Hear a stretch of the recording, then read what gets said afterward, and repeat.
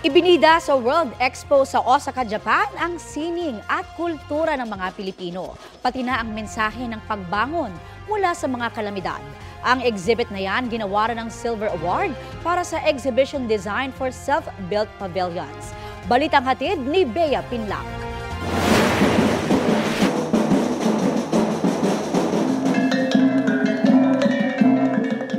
Mga makukulay na awitin at sayaw. Malikhaing mga produkto, tatak Pinoy na sining, at kakaibang teknolohiya para ibida ang ganda ng Pilipinas. Ilan lang yan sa naipakita sa Philippine Pavilion sa World Expo 2025 sa mahigit 1 milyong taong bumisita mula nang buksan ito sa publiko noong Abril. Samot-saring pakulo ang inihanda ng iba-ibang bansa para ibida ang kanilang sining at kultura dito sa World Expo 2025 sa Osaka, Japan. Ang isa sa mga pinilahan dito, ang Philippine Pavilion, kung saan tampok ang paghahabi o weaving.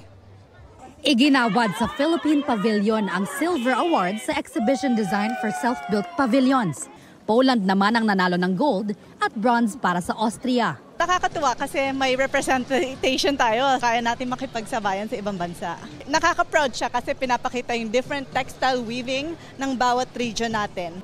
At para sa full Pinoy experience, challenge din natin ang ilang bumisita sa pavilion kung pamilyar sila sa ilang Filipino words. Mahal kita. Ang ganda mo. Mababay. Ang ibang bumisita sa Philippine Pavilion, nagpaplano na raw magbakasyon sa Pilipinas. We've been to Philippines last May for our family trip, but it's not enough.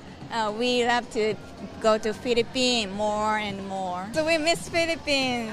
I saw that you have good beaches there, so I love beaches. So I think that is the kind of visiting that I will do in Philippines.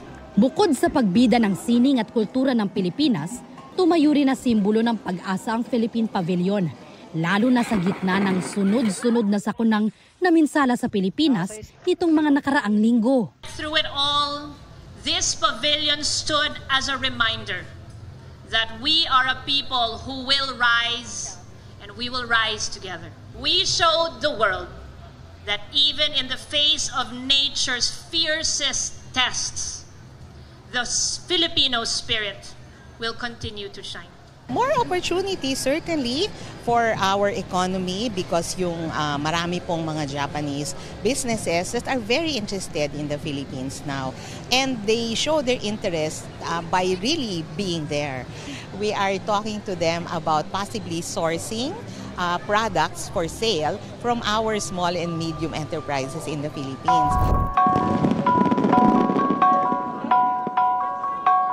Sa pagsasara ng Philippine Pavilion sa Osaka, Japan, may iniwan itong pangako na muli itong mabibigyang buhay sa ASEAN Tourism Forum Travel Exchange sa Pilipinas. Bea Pinlac, nagbabalita para sa GMA Integrated News.